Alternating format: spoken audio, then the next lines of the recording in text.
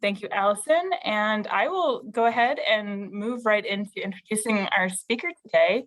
Welcome, everyone. Owen Oliver comes from the people of the Lower Columbia River, Isleta Sea, and Southwest Pueblos. He graduated from the University of Washington with a degree in American Indian Studies and Political Science. His work is concentrated in Indigenous education and cultural representation, a path he's learned from his connection to tribal canoe journeys. And through these disciplines, he's been able to create and manage projects that range from community work, art, education, and influence on local and federal policy. So I'm going to just go ahead and turn it over to Owen for the remainder of the hour and let him lead the session. Owen, please. Thanks so much, Jay. Hi, everybody. Good to see so many friendly faces in here and new faces. I think we'll have a great hour together. Yeah, I'll kind of present for 45 minutes and then we can kind of dive deep into questions that you may have. And I think this is a great turnout of people. And I'll kind of introduce myself a little further and kind of go from there, but I'll present now. And feel free, you can put your camera on, you don't have to. I'll be presenting most of the time, so no worries on that. Let me just go share my screen. Let's see, play, stop share screen. This Zoom is still so confusing. I think everyone struggles with it still. Hello, everybody. This is the introduction to Washington tribal engagement within museums at the Washington State Historical Society. You guys can all see the screen, right? Thumbs up. Perfect. Perfect. So as Jay mentioned, my name is Owen L. Oliver. I come from the people of the Lower Columbia River, the Salish Sea, and the Southwest Pueblos of Isleta. However, I'm enrolled Quinault. Just graduated from the University of Washington in American Indian Studies and Political Science, where I focused on a lot of Indigenous placemaking, Indigenous education, and have really focused on how to move Indigenous futures forward. Within the museum sphere, outside of the museum sphere, through activism and such. I think the word museum is such a convoluted term for Indigenous people that we'll get into that. Even though I don't directly work in museums, I'm around them all the time. So for those that aren't in the museum world, you're in the right place because I'm right beside you. And yeah, so recently I published the Indigenous Walking Tour. It's kind of a reflection across the University of Washington campus through 7 distinct stops. My father was a professor at the University of Washington. My family grew up going there. I have tons of family that graduated, and this kind of information and reflection really came out of my time and current time with the annual canoe journeys. And I grew up on canoe journeys. That's the tribal journeys throughout Washington State, where I really learned a lot of what it means to be a Coast Salish person, traveling ancestral highways, traveling through water. So a lot of my views of museums come from my connection to canoes, that we have, the paddlers and the skipper and the ground crew, and that we all work together in unison. One thing I really learned from canoe journey that I hold dear to my heart is rule 4 of the canoe, the gift that enriches us all, that everyone has something to give, and that if we learn from people and talk to people, then we can really move all of our futures forward, that we can be together in unison and learn from each other and reconcile with ideas, and sometimes ask those hard questions to really move our ideas or institutions forward.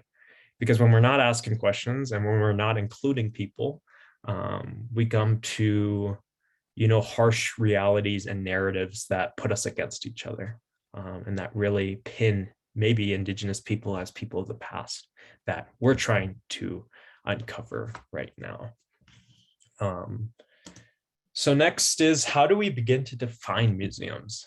I think this is a great question, and museums come from so many different places in society, whether it's through collecting, whether it's through education, displaying. On the top left is the African American Museum in Washington, D.C. It's a piece of artwork right outside. It's noticeable. You can see that you're entering in a place that the Black community can call home or look at. On the bottom left is the National American Indian Museum in Washington, D.C. That building was actually done by John Paul Jones. And it really kind of emulates what an Indigenous museum could kind of look at. On the right is the Museum of Anthropology in Vancouver, BC. And pretty off the bat, you can see that these are old totem poles, that this is the site of collecting. And that's not necessarily a harmful thing now, but those intentions that were put into it can kind of lead to that. And I think it's really important when we start these conversations is how do you define museums in your head? Or how do you look at museums yourself? Maybe you run one, maybe you're engaged with one, maybe you volunteer. So feel free to put in the chat of how do you define a museum, and we can kind of go back to those later on. So the next is Indigenous connections with museums. I mean, how do we begin to unpack what museums mean for Indigenous people? I think, again, it's a very heavy topic that comes with colonial, intents and colonization and assimilation and all those harmful effects that have put Indigenous people behind glass. A quote that I really like or a passage that I really like from Philip Deloria in The New World of the Indigenous Museum is, in such cabinets, one can see the germs of what would become long-standing museum practices.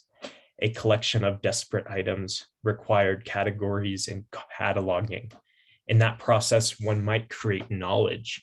A collection required care. It became a proprietary site for new forms of archival science and storage.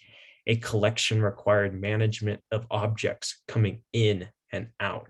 The arts of accession and deaccession and the provenance were constituted and consolidated. A collection required collecting. Out of the cabinets were born the field agents and the collecting expedition, a venture with no other purpose than the acquisition of objects. And a collection created a vast web of possibilities for the recontextualization for moving objects out of one location, a utilitarian cooking pot, for instance, and into another as a definitive example of American Indian life.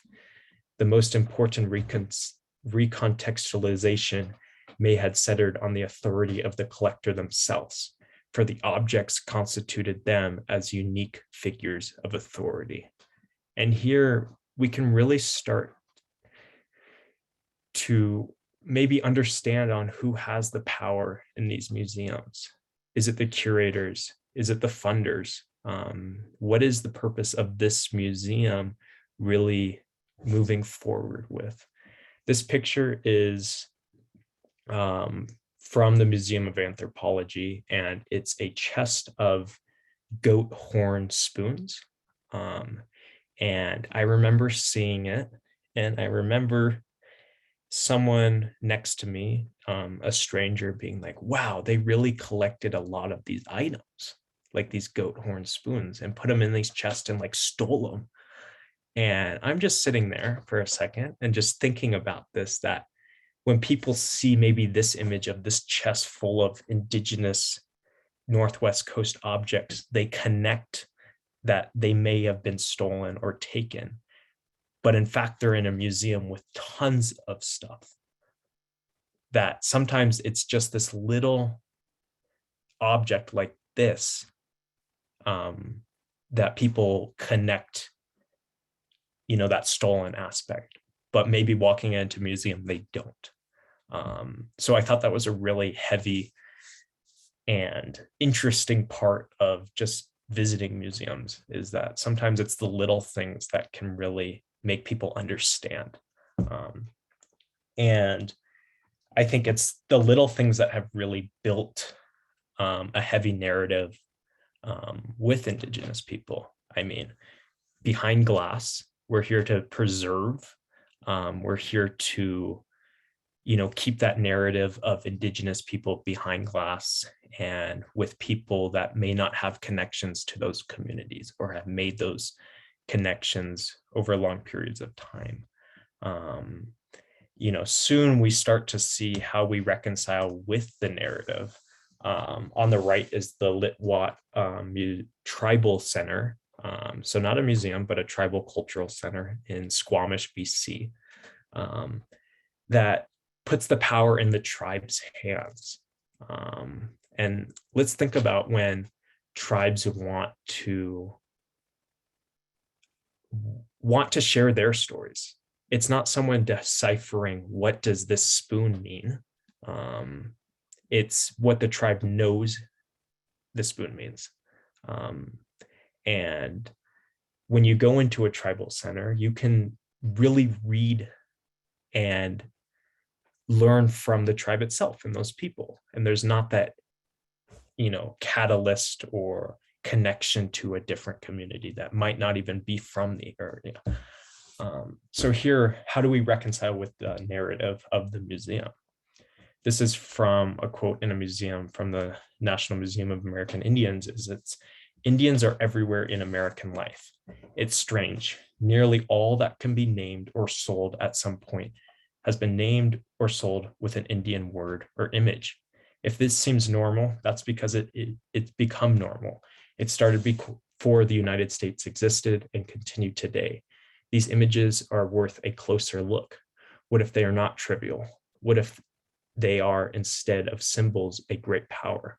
What if the stories they tell revealed a buried history in a country forever fascinated, conflicted, and shaped by its relationship with American Indians? And I think this, really puts in perspective what happens when communities are able to tell their stories. And rightfully so, it gives justice to these communities. So when we talk about putting exhibits on display and bringing communities in, let's talk about opening exhibits. And I say opening exhibits and not permanent. I mean permanent exhibits in this sense, but I never like to continue with the idea that an exhibit is permanent. When we begin to think that exhibits are permanent, then they never leave, that they can never be changed, that they'll always stay continuous. You put the exhibit on and then you don't have to think about it. But permanent exhibits have a lot of power because they're what new admissions of visitors and guests, read and see. It's the information that you're giving these guests on what your museum's all about. So on the left is the Wing Luke Museum, and it's in Seattle. And it right off the bat talks a lot about the, Pan-Asian immigration experience. And you're going to the Wing Luke, and this is what you're learning. This is what you're hearing, the stories from the communities. You're hearing, the good and the bad from those communities. You're not hearing it from someone else that's telling you what's bad about those communities. You're hearing it from those people. And it's really important because it situates you and contextualizes you with what you're going to be learning throughout the museum, how these other exhibits relate. On the right is The Culture is Living in the New Burke. This is on the first floor. This is the first exhibit you're going to go to. And it talks about putting the power back into, the tribal and indigenous communities. They're going to tell the stories. They're going to show off what they want to show off first off the bat.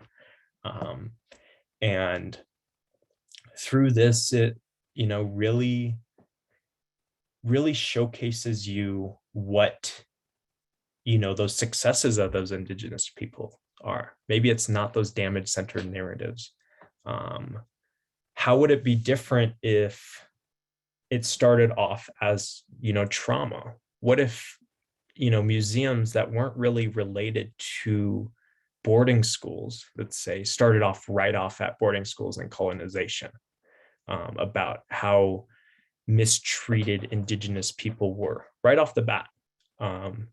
And this is kind of a question for the chat, so feel free, or unmute yourself. If you were in an exhibit and it went right off the bat of how badly these people were treated, what would that entail for the rest of your visit in that exhibit? And either put it in the chat or feel free to speak out loud. Centers colonialism, perfect.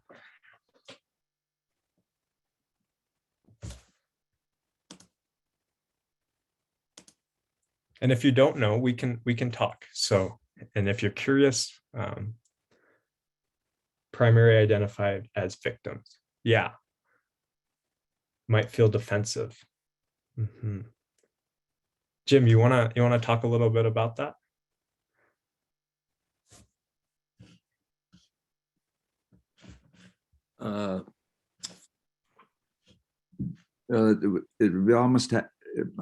It might lead to a sense that I had to defend the opposite view there, and or defend or see that conflict between two different ways of seeing things here. Yeah, that's perfect. I think it really orientates yourself into centering as Western culture. It's the after effect. And what's really important to notice is that when you're centering those ideas, you're centering the after effects of these people, that these people are these people because of all this stuff that has happened. And that's, necessarily true to some extent, but that's not where our cultures and traditions and excellence comes from. That comes from our ancestors that have curated these knowledge systems since, time immemorial, since before written time. We're oral people. So when we, tour someone around an exhibit, we're not talking, we're talking the whole time. We're not having these little plaques and stuff. It's a totally different tour when I'm touring you around culture is living than you reading it off those plaques. And on the reverse side, let's say you're entering this exhibit and you're seeing Indigenous excellence, cultures that are, showing off what they're proud of. What does that kind of give off, other than what I've said? Does anyone have any other things to add to that?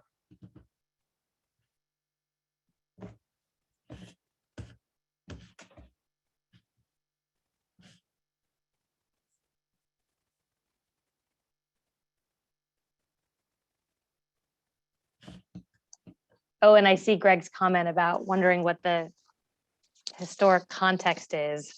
Trying to seek connections. We're sort of trained as museum visitors, right, to seek connections between all of these things. And I thought that was an interesting comment. Yeah, I'm just seeing it now. Thanks, Greg. And I think it is trying to tie things together. I think in museums, we're often trying to, well, what fits with this? And why is this being placed here? And I think maybe you go to a contemporary art gallery and you're like, well, I don't understand what this art means, but it's cool. And when we walk into maybe cultural museums and see really cool things, it's okay to just be like, this is really cool. And I really like observing this. As Seth said, the later approach comes from a position of strength and celebration. It comes from these people overcoming those, effects of colonialism to be like, I can tell these stories, that they're important to me because of X, Y, and Z. Stacey said, if boarding schools is shown after the power and culture and beauty, it would give a clearer picture of utter devastation and violation. Leslie said, it may say more of we're still here.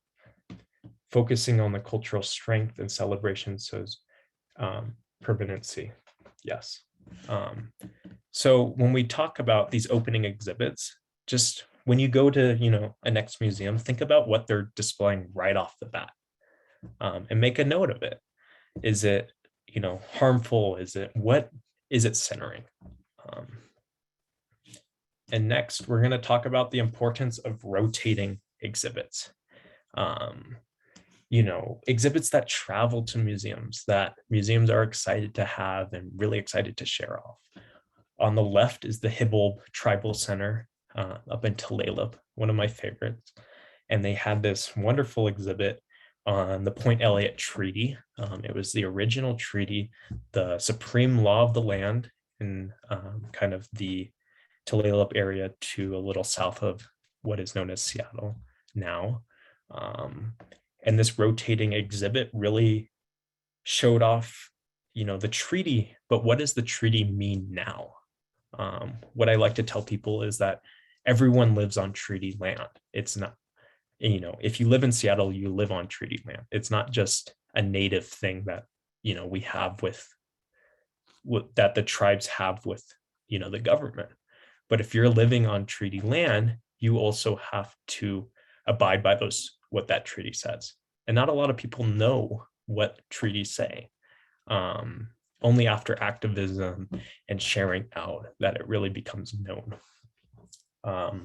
So that exhibit was really fun because it talked about what are, maybe the benefits of what activism has done for treaty rights, usual and custom areas, the Bolt decision. And it centered also on the negative effects of Indigenous people, but it centered of what Indigenous people are doing right now that we're still here. On the right is this exhibit down in Santa Fe, New Mexico.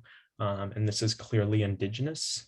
And actually, this is a picture of my father's 2 pieces of glass in the exhibit. And it showcases all kind of glass work done by Indigenous people. And kind of centers people from Washington and sharing it in New Mexico, in Santa Fe.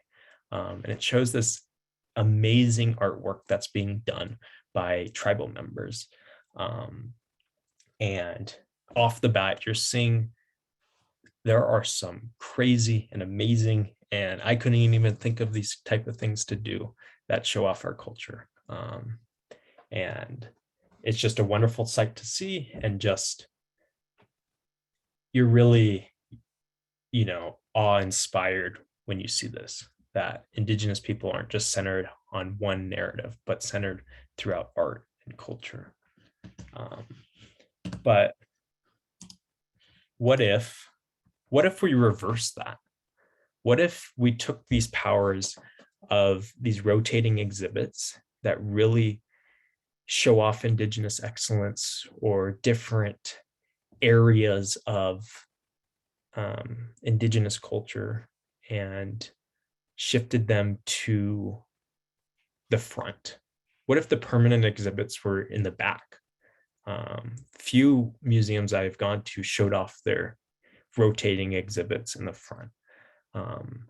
So maybe if people want to put in the chat, what would it mean if you saw a rotating exhibit, about Indigenous excellence in the front, which is different than the permanent exhibit?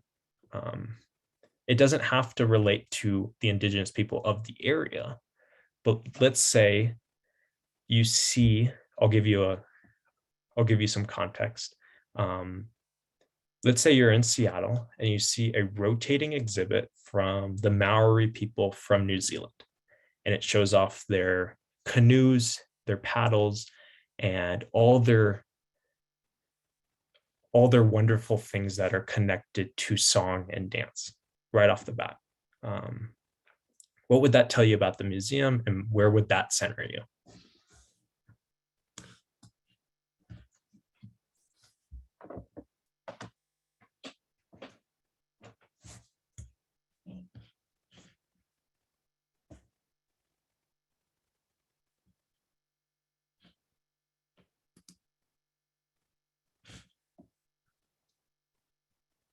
And there's no wrong answer. And I'm a patient person, so I can wait.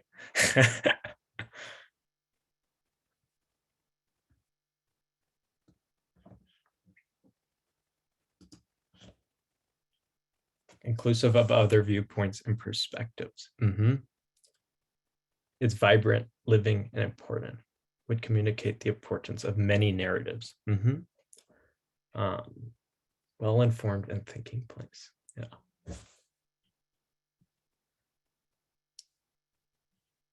Is working to uplift Native cultures. Exactly. I mean, it's, I think, definitely something to see when people are bringing in different voices and putting that right in the front, that it kind of changes how you define a museum.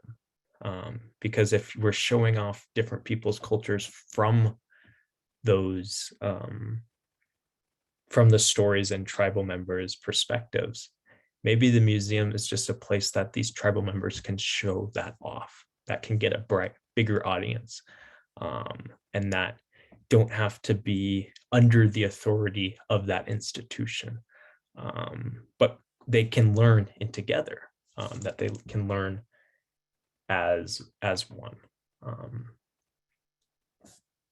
April said, so we don't have any permanent exhibits, but I found that whatever exhibit is in the front and center, people are drawn to find the common thread throughout it.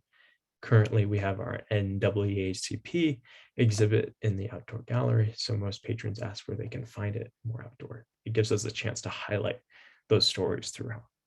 Exactly. It kind of changes people up, and I think that's what museums need to start to do, is change things up. Throw a curveball in there, and get people to really think about different ways to present information, and different ways to include Indigenous people that we'll see next. So what I like to say is how to identify the good, the bad, and the ugly. As you know, the movie being a spaghetti Western, I think it's a fun way to kind of look at museum signage, and start to identify what is good museum signage, what is the bad. The bad is, yeah, we don't want to see that. Let's not even go near it. Something needs to be done fast. And the ugly is, we can see where they tried. They just need a little extra help, and maybe some rewriting to just fix it. But it's almost there. It's almost there. It's not good. It's not bad. It's ugly. So this is the good. I was on a road trip down to Moab, Utah, and this was a land acknowledgement statement in the brochure of this museum, and it reads as the following.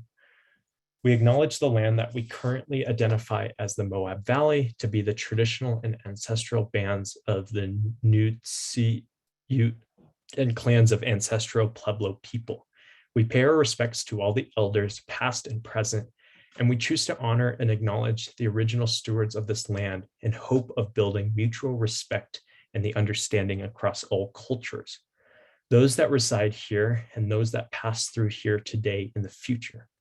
The Moab Museum intends to foster a mutual understanding among and between cultures to produce stronger and more effective civic interactions among citizens of all and travelers across the Colorado Plateau. And then they included a quote by a well-known scholar, Amy Lone Tree. He cited her and she says, objects in museums are living entities. They embody layers of meaning, and they are deeply connected to the past, present, and futures of Indigenous communities. Every engagement with the objects in the museum cases or collection rooms should begin with the core recognition. We are not just looking at interesting pieces. In the presence of objects from the past, we are privileged to stand as witnesses to living entities that remain intimately and inextricably tied to their descendants' communities. So I read this and I was like, this is great. This is how a land acknowledgement should go. And I'm going to ask you guys in the chat or vocally, what is good about this? When you see this, what maybe makes you think, I haven't seen something like this, or I have, or what is the wordage here that you're like thumbs up, or why do you think I put my thumb up for this one?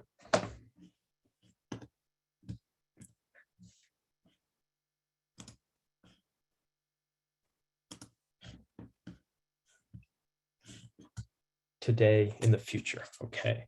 Mutual understanding. This continues. I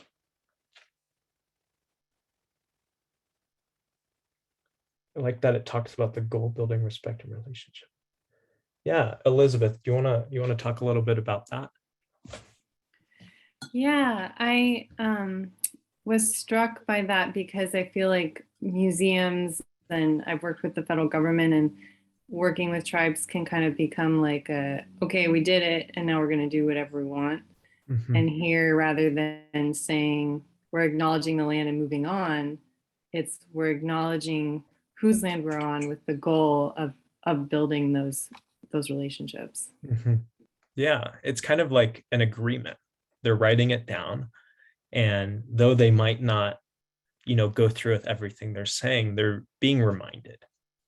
And that land acknowledgement piece, it's also printed like as you enter, is an invitation for those guests to know what this museum is going to be about. It's not going to be just about the past. And they're including Indigenous voices, Amy Lone Tree right there. So that's why I think it's good. And it talks about past, present, and future relationships. It's kind of like putting that intentions into those permanent, but as I like to say, opening exhibits. Because again, it can be changed. It's not permanent forever. As I see both sides of perspective, effective civic interaction, not just the nice to know, sweet. Love that it tells the intention of the state, mutual understanding. Yeah, you guys nailed that one. So now let's go to the ugly. And this one is, I hope no one works at this museum. No. So this is from the High Desert Museum in Oregon. And my partner took these pictures while on a trip down there. And could I get someone from the audience to read the one on the left?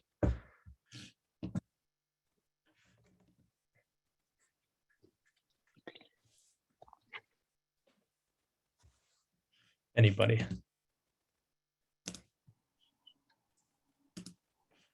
Yeah, Peter? Yeah, it's Peter Nelson from the Museum of Light. Oh, I'll read this. Yeah. Resistance by some plateau tribes in the late 1800s reinforced existing stereotypes of Indians by American society. From the days of the colonization, Indians were often labeled as violent, noble, or drunken and lazy. As Indian populations declined from war and disease in the 19th century, the image of the vanishing Indian joined the list. Like all stereotypes, those imposed on Native Americans hide the true people. Thank you so much, Peter. So reading this, it kind of gets you to think where these intentions are being placed. They talk about Indian populations decline from war and disease. There's no who did that. Did they just go to war with people, and did they just happen to catch these diseases? It's very damage centered. They were often labeled as violent, noble, or drunken and lazy. Okay, you got to pick one, because there's a lot of words that are being thrown around here. And it really shows, the centering of whiteness and just the removal of guilt. Well, that's what those Indians did, not us.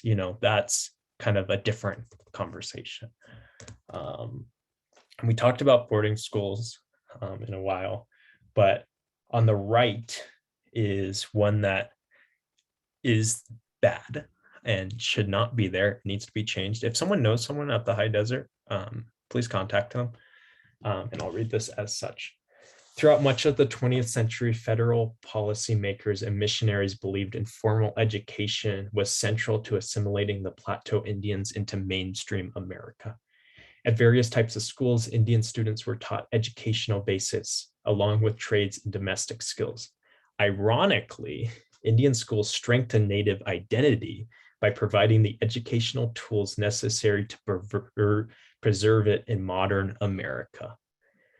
A close look at student portraits in these yearbooks illustrates how Indian education changed in the 20th century.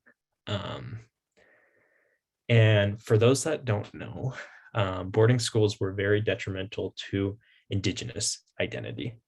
The sole ideas of boarding schools were to kill the Indian and save the man. That was the motto of boarding schools. And yes, some Native people, gained skills and thought positively of boarding schools, but not most. And this kind of signage directly can influence someone's thinking about Native people, and really not include tribal people. Again, there's no citations here. Who's saying this work? Who's writing it down? Is it a tribal member that's saying this? Has this been agreed to by, a committee? Where is this going? From the last one we saw that Amy Lone Tree, said these things and was cited, and that it was a Native person right there. So yeah, in the chat, maybe, how do people feel about this bad? Have you seen something worse? What does this make you feel if you read this in a museum?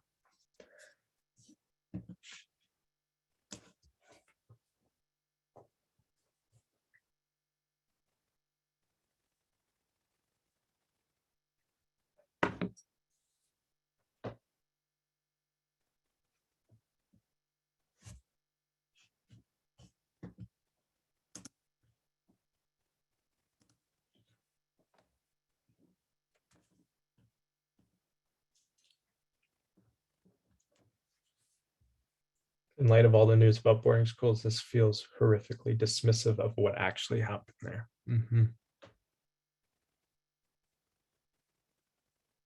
Words are important. Yeah.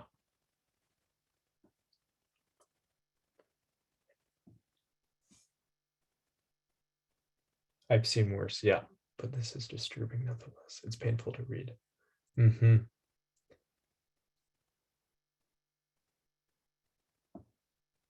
Exactly. But it shows that some people can take that information and really decide that they're going to go with that. And, it's not their fault to believe that, because we've put a lot of trust into museums. And it's, again, starting with that negativity does not help and does not do justice. Just as starting with an opening exhibit that is damage centered puts you in that mood the whole time, rather than putting those in successes. And that's what, this tribal engagement is trying to really talk about, is when we work with tribal people, we want to hear the full story. But we also want to, when we include tribal people, let's ask them what they want to show off, what they want to, share with you all. Because if you have that tribal engagement that's positive, that's right from the community, that's all you need. You don't need to tell the other stories to fill in the blanks. It's about really privileging them, those tribal people of those areas, because they haven't had those voices to be in those institutions. It's been like this.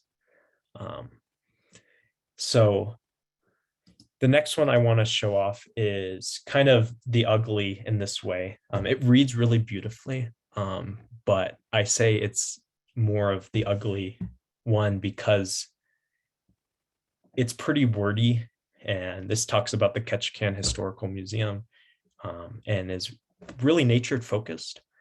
But again, it says Indigenous people have been here since time immemorial, but don't talk about the present or the future. It doesn't cite anybody. It says our community is on the traditional lands of the Tlingit people whose ancestors have been here since time immemorial. But it can do so much more with a couple more words, that we're working with them, daily or monthly, that we are working to strive to put in more exhibits. And from a museum in Alaska that has the highest population of Native people, I just wanted a little more out of this, but it's almost there. It's almost there, but it's not bad. It's just almost there.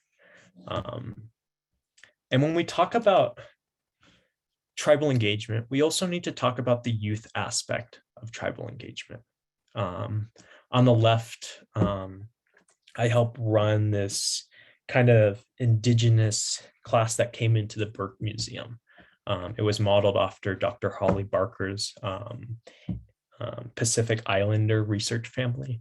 And I wanted to bring Native students into the Burke to be with their ancestors' treasures. And we went for a quarter, and we were just hands-on, and it was amazing to bring students into this sphere. So when we talk about tribal engagement, do not forget about the youth aspect of it. Bring tribal youth into these museums. What do they experience that may be different from other communities?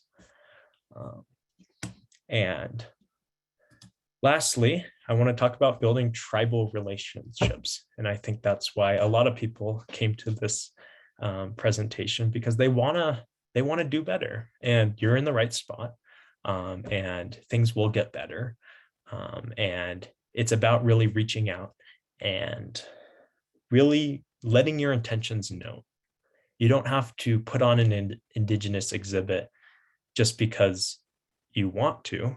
You want to put it on because you want to create these communities of care and these relationships that will last, longer than you're working at this museum now. So let's start to get this kind of groundwork of where do we even start. So I'm going to read this piece that I wrote last fall, kind of about this. I'll stop my share. And it was the piece was titled A Thanksgiving Challenge, and it was about Thanksgiving and what people can do to kind of think outside the box of Thanksgiving.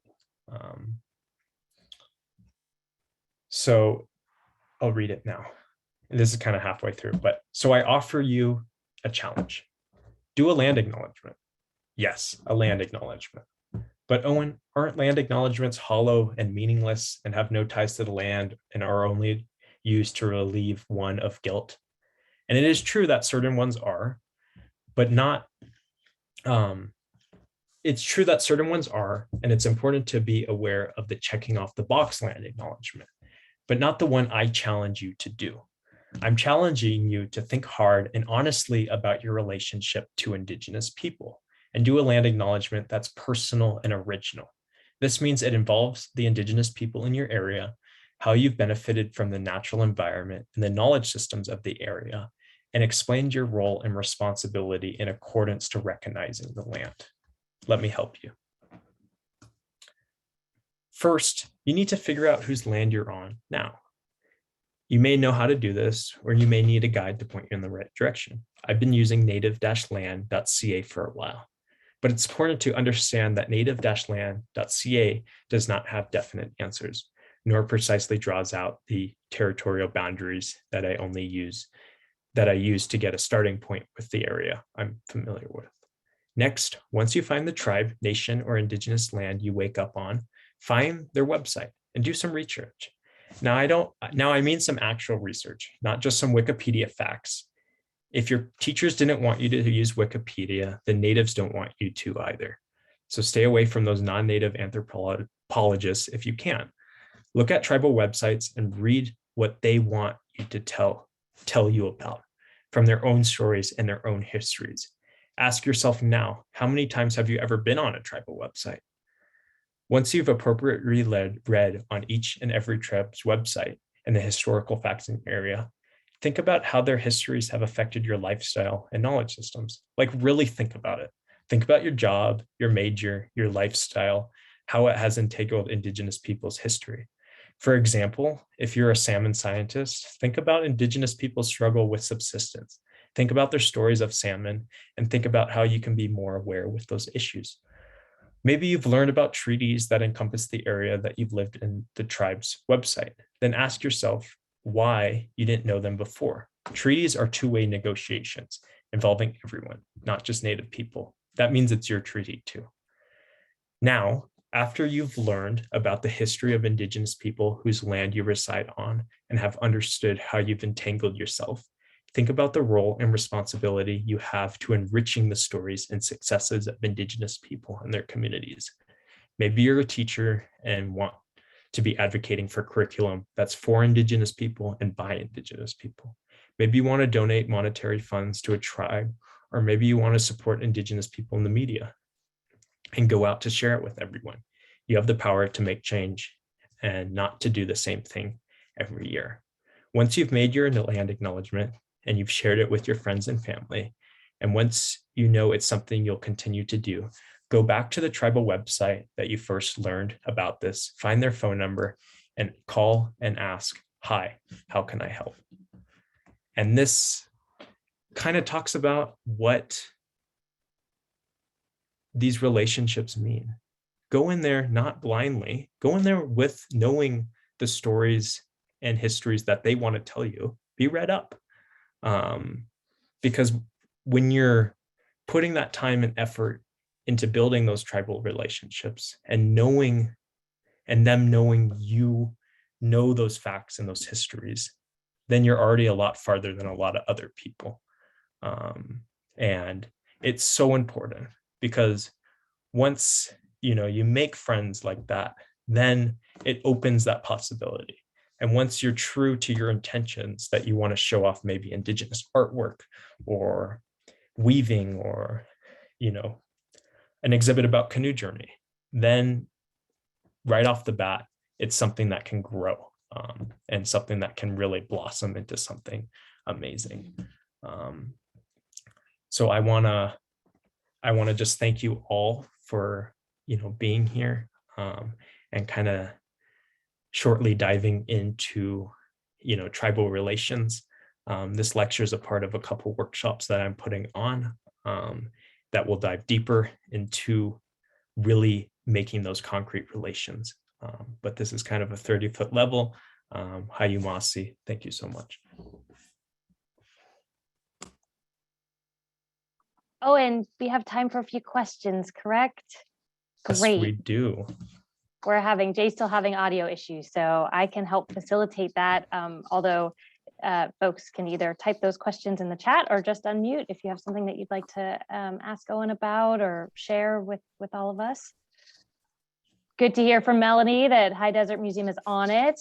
I did learn the other day that they're working with Dr. Lori Arnold out at Gonzaga, so I'm sure they've got a good team of folks helping them.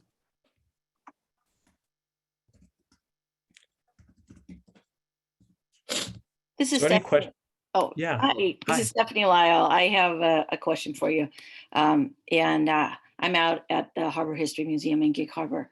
And we've had a great experience working with the Puyallup tribe to better understand the site and everything. But many Indigenous people and scholars are super busy. And it is very difficult to even get a conversation. So do you have any thoughts about how best museums can actually approach that? So, aside from like scheduling things out by 2 years, which we often do, what are some of the ways that we can try to build more relationships and,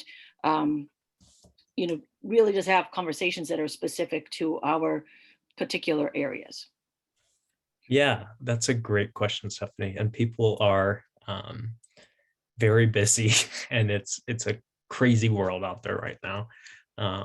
But I would say if you're really, focused on continuing with, Indigenous involvement right now and continuing these relationships, maybe the idea of, hiring a tribal liaison, hiring someone that can be dedicated to that work, that can really focus on that and be that person. Not that that person can speak about all Indigenous people, but it shows commitment that you want to continue those relationships. And on the flip side of that, if, it just takes time. And if you're persistent, they will notice that. And it, gives you time to really think about how you want to continue those relationships. Yeah. And, also hiring consultants and, Indigenous students, working with the University of Washington and other colleges, maybe doing an internship. And yeah. Okay. Yeah, that's really helpful. I mean, for small museums, like many local historical societies, there just aren't the resources to be able to hire people unless we get a very specific grant or something like that. So, it's an ongoing challenge. And of course, I look to the State Historical Society to give us guidance in this area and provide some people resources, I should say, and knowledge resources that can be useful for that too. Yeah. Yeah. Thanks, Stephanie. Thank you, Oliver. Anybody else? There was some interest, Owen, in your article on Thanksgiving. Yeah. So I shared that from your website. I think I got the right Thank one. And we'll also, folks, we'll send out an email with the link to this recording, and we'll share the kind of native land website that was mentioned in the chat, and Owen's blog post and everything. So you'll have that in an email. We do have a few more minutes though. Any questions, comments, thoughts, reflections? I have another question. Sorry to be that No long. worries. Stephanie is persistent. Well, I'm just kind of curious because, I mean, like we have a small rotating exhibition gallery. Do you know of any like really awesome small exhibitions on Indigenous cultures of the Northwest that might be able to be featured in some of our local museums? Let's see. What I would do is I would reach out to, a tribal center near you, and maybe ask them of what previous exhibits they've hosted, or rotating exhibits. Okay. I can think of some, but I don't know, whether that's the best fit for you at where you are at. Right. So, Okay. yeah. And I'm going to put my, Allison will share my email with all you guys afterwards, and you can get in contact with me. But I really just want to say that, everyone has the power to do this. I wouldn't be talking with you now if I didn't believe you guys could, and that you can really make change when you start to think about these relationships, start to think about how to involve Indigenous communities, and whether that's small or big, but it's a starting point to really reach out, to be intentional, and to do your research beforehand. Again, research about Indigenous people by Indigenous people. Remember the by Indigenous people part. And yeah, so thank you all. And let's see, there are some good other questions. Could you send out Yeah, just some more things that we can share. So Marianne will definitely include, Owen, would you be able to send your slide deck to me? Yeah. Or Jay, so that we can share that, and then people might want to read some of those examples can do that. And yes, James, thank you about the live closed captioning for the session. Apologies that we didn't provide that today. When we load it to, if that's something you're interested in having access to, when we load it on our YouTube channel, the transcriptions can be turned on, but we'll definitely make a point to do that in the future. So thanks. Yeah. All right. Any other ones? Hey, Owen. And feel free to email me. Yeah. Oh, yeah. Owen, Chris Snyder here. I am the one that started saying I'm not the museum connected. Yeah. But this is really, really, really interesting. And it just led me to a lot of thoughts about our project, which is still a couple years away. But it's we're taking a large, two large airplane hangars that are in Magnuson Park in Seattle, and we're turning it into a kind of multi-activity, kind of in what we call an indoor neighborhood of extracurricular activities for kids. And it's arts and athletics and technology. And the thing that interests me about this whole discussion most is how can we incorporate activities in our project, which is 140,000 square feet of space, that can, tell the story or work with you to help bring activities to kids to just get more strongly connected with the history and the culture of Indigenous people. So that's where I'm going to try to figure out how to kind of connect with what I heard today. So if you have people that that can help us on that path, that would be great to hear. Yeah, well, you're talking to them. No, I do this work. Okay. So all right. we should definitely talk. Yes. And just, we can those do kind that of offline for sure. Yeah, of course. That sounds amazing. And it really, as Chris was talking about, these little ideas of how you can bring Indigenous inclusion into these spaces, it can really change the atmosphere, that people can feel that they're maybe still on Indigenous land, that there's that connection, that there's that inclusiveness to how people are including voices, and especially in Magnuson, in that area. Right. Bringing, right on the water. It's incredible amazing. Location. And it also has this complex history of it's an old military building. So I'm really interested in how are we fair with all of the history of the place. And we have these huge walls where we could show things, we could change things, we could do all kinds of interesting expressions of all those histories, or focus on one, or revolve them, as you say. But also, I just think the physical activity of kids, really understanding it through doing things as opposed to just looking at things. You sound an awful lot like a museum person, Chris. I think you're one of us. Do I get the secret handshake now? Have I earned it? Yep. I see Seth took off his. Yeah, I have a question too. And interestingly enough, the project that I'm representing here is also in Magnuson Park.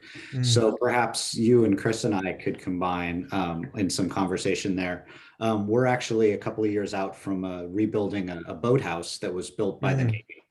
And Magnuson Park does have a particularly interesting and, problematic in some ways history of having been a Navy base and really having the land,